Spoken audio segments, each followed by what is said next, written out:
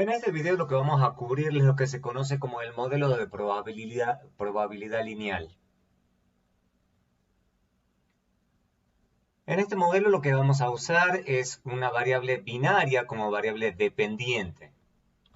Esto que significa que nuestro y va a ser una variable binaria. Ahora, eso tiene un montón de ejemplos y aplicaciones. Por ejemplo, podemos pensar si la persona tiene un trabajo formal, 0, si la persona tiene un trabajo informal, 1. También si la persona es desempleada o empleada. También si la persona abandonó la universidad o no la abandonó. También si utiliza drogas o no utiliza drogas. Si dona órganos o no dona órganos. En todos estos casos, la idea es tratar de ver qué es lo que hace que una persona adopte el valor 1 y qué hace que una persona adopte el valor 0. Una advertencia importante, por las dudas y para evitar confusiones, es que lo que vamos a estar utilizando es efectivamente una variable binaria, o sea, una variable que toma solamente dos valores, 0 y 1. O sea, en nuestro caso no vamos a analizar el caso donde y es una variable que se llama multinomial, que ya la vimos. O sea, no vamos a ver variables en donde y puede tomar varios valores como 1 inactivo, 2 desempleado, 3 cuenta propia, 4 empleado público, 5 empleado privado, o al revés. No importa, digamos, o sea, pero este tipo de variables no es la que vamos a analizar. Vamos a analizar únicamente cuando es 0, 1. En este caso, cuando y es una variable multinomial, se necesita un modelo que se llama modelo multinomial, que no vamos a cubrir en esta clase. Son modelos más complejos. Entonces, de nuevo, lo que vamos a analizar es solamente si es una binaria. Si ustedes quieren analizar este tipo de variables, se necesita otro tipo de modelos que no es el modelo de probabilidad lineal. Muy bien. El modelo de estimar es exactamente el mismo, por eso es el único modelo que vamos a cubrir. Acá la única diferencia es que ahora ya beta j ya no se puede interpretar como el cambio en y cuando hay un incremento en unidad en xj. Y la razón es súper sencilla. Ahora solamente y tiene tan solo dos posibilidades, o cambia de 0 a 1 o de 1 a 0. Entonces es un poquito raro pensar que vamos a analizar el cambio marginal en y. Si tan solo hay dos posibilidades, eso es bastante extraño. Entonces, ¿cómo lo podemos interpretar a beta j? Lo vamos a interpretar de la siguiente forma. Primero vamos a considerar que la medida condicional es 0. Ese es el supuesto clásico. Entonces, si ese es el caso, entonces sabemos que podemos escribir la esperanza condicional de y en x, lo podemos escribir de esta forma. Entonces acá es donde u ya desaparece porque precisamente estamos haciendo este supuesto. Al mismo tiempo, cuando y es una binaria, por eso sí esto es importante que sea una binaria, es que se puede demostrar que la esperanza de y condicional a x es igual a la probabilidad de que y sea igual a 1, dado x. Entonces podemos escribir lo siguiente, simplemente así reemplazando el lado izquierdo. Entonces tenemos aquí que la probabilidad de que y sea igual a 1 condicional a todas las x es igual a esta expresión lineal. ¿Esto qué significa? Que la probabilidad de que y sea igual a 1 es una función lineal de todas estas variables. Por eso es que este modelo se llama modelo de probabilidad lineal, MPL. Precisamente porque lo que se está diciendo es que la probabilidad de que y sea igual a 1 es una función lineal de los regresores, o sea, de las x.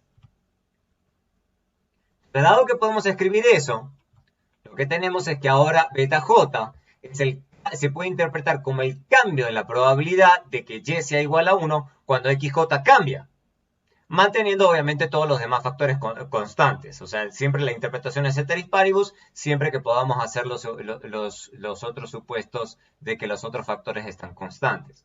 ¿Esto qué significa? Que podemos interpretarlo de la siguiente forma, o sea que el cambio en la probabilidad es igual a beta j por el cambio en xj. De nuevo, ¿por qué vamos a cubrir este modelo? Porque sencillamente el modelo de probabilidad lineal se estima por mínimos cuadrados ordinarios. O sea, nada está cambiando en términos del método de estimación. Segundo, podemos utilizar perfectamente variables explicativas binarias. Solamente que acá la interpretación de beta j es un poquito diferente. Acá el beta j que estimemos va a ser el cambio estimado en la probabilidad de y igual a 1 del grupo xj igual a 1, porque recuerden que ahora xj es una binaria, es una variable explicativa binaria, entonces tiene xj igual a 1 versus lo que se llama el grupo base, que ya lo vimos, el grupo base que es xj igual a 0. Lo más importante a la hora de hacer estas interpretaciones es la siguiente. Las interpretaciones de los beta, o sea, tal cual los leamos a los beta, ya vamos a ver un ejemplo, pueden hacerse sin la necesidad de multiplicar por 100. ¿Ok? Si se multiplica por 100, la interpretación es en puntos porcentuales. Hay que tener mucho cuidado. ¿Esto qué significa? Por ejemplo, si y es igual a 1 si la persona es activa, si está en el mercado laboral, o y igual a 0 si es inactiva, o sea, no está en el mercado laboral, entonces esta es la binaria que estamos estudiando y obtenemos, por ejemplo, para los años de educación, una estimación de 0.038. Entonces no hay ningún problema. Podemos decir, entonces, un año adicional de educación incrementa la probabilidad de estar en la fuerza laboral, o sea, y igual a 1, en 0.038. Ahí no hay problema, uno lo puede dejar hasta ahí, no hay ningún inconveniente. Se puede multiplicar por 100, porque precisamente no queremos en una de esas dejarlo con 0.038. Pero si ustedes hacen eso, hay que decir 3.8 puntos porcentuales. Si uno dice algo como un incremento de 3.18%, no tiene sentido, porque ustedes están hablando de un 3.8% de qué. Porque fíjense que acá va de 0 a 1 nada más. ¿3.8 de qué? ¿De la probabilidad? ¿Del promedio de la participación laboral? ¿De qué están hablando? Digamos, no tiene ningún sentido. Entonces se habla de 0.038 o 0.038 incrementos en la probabilidad o 3.8 incrementos en la probabilidad. 3.8 puntos porcentuales de incremento en la probabilidad, pero puntos porcentuales, no 3.8%. Veamos un caso sencillo con la base MROS.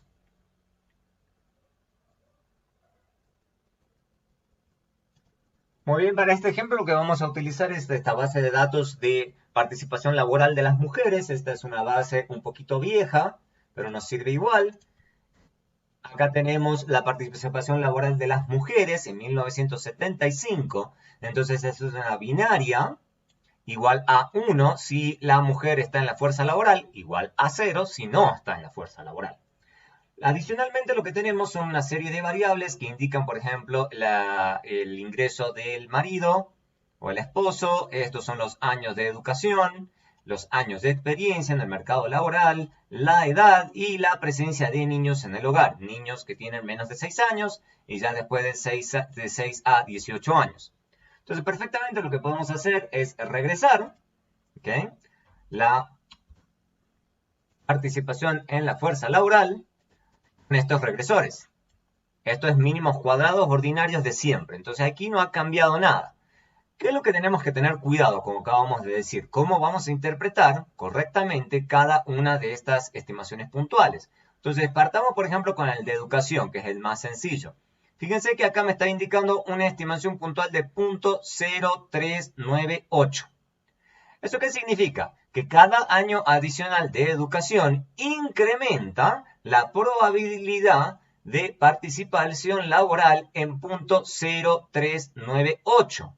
También lo pueden redondear a 0.04. Entonces, cada año de educación adicional da una probabilidad de participación adicional en el mercado laboral de 0.04 o 4 puntos porcentuales. No 4%, sino 4 puntos porcentuales. Esa es la interpretación correcta para todas estas estimaciones puntuales.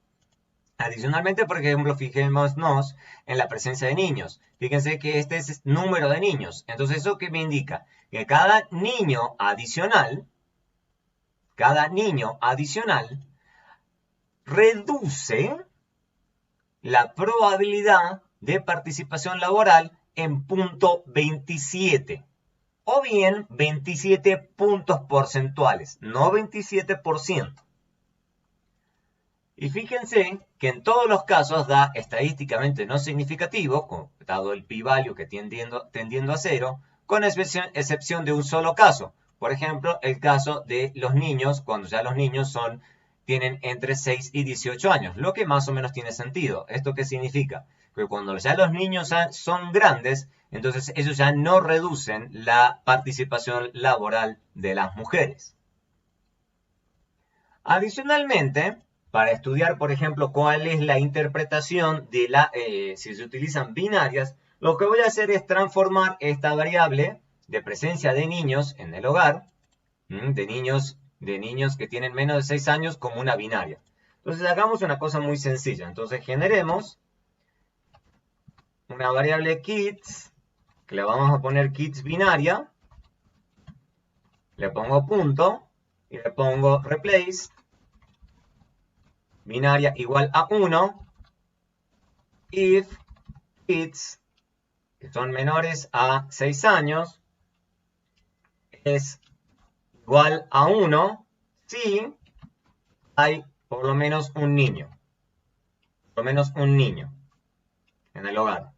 O sea, un niño o más. O sea, mayor o igual a 1.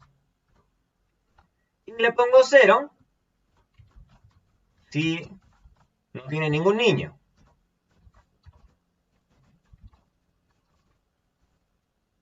Si no tiene ningún niño. De nuevo. 1 si tiene niño y 0 si no tiene ningún niño. O sea, si kids es igual a 0. Entonces, ¿eso qué significa? Muy sencillo. Entonces ya me queda la binaria contra los niños. Entonces lo que me está dando es 1 cuando tiene algún niño, 0 si no tiene ningún niño. Entonces, ¿cómo voy a hacer la interpretación? Muy sencillo, voy a correr la misma regresión, solamente que no le voy a agregar sino que vamos a agregar mi binaria. Entonces, i.kids binaria. En este caso, fíjense, esta es la interpretación de tener niños versus no tener niños. Fíjense que ha cambiado un poco la interpretación. Entonces, ¿esto qué me está diciendo, por ejemplo, esta estimación puntual? Me dice que solo el hecho de tener niños versus no tenerlos, reduce la probabilidad de participación laboral en punto 34.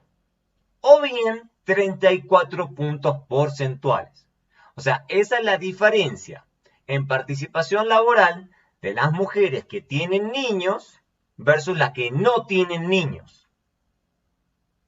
Esa es la interpretación correcta de una binaria. Es la diferencia en probabilidad de participación laboral de las mujeres que tienen niños versus las que no tienen niños.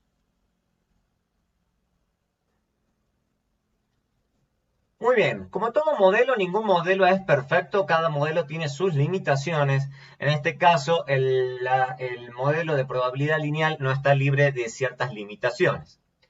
La primera limitación muy importante y más criticada es que las predicciones, o sea, el y ajustado puede ser negativo o mayor a 1, lo cual lógicamente en términos de probabilidad no tiene mucho sentido.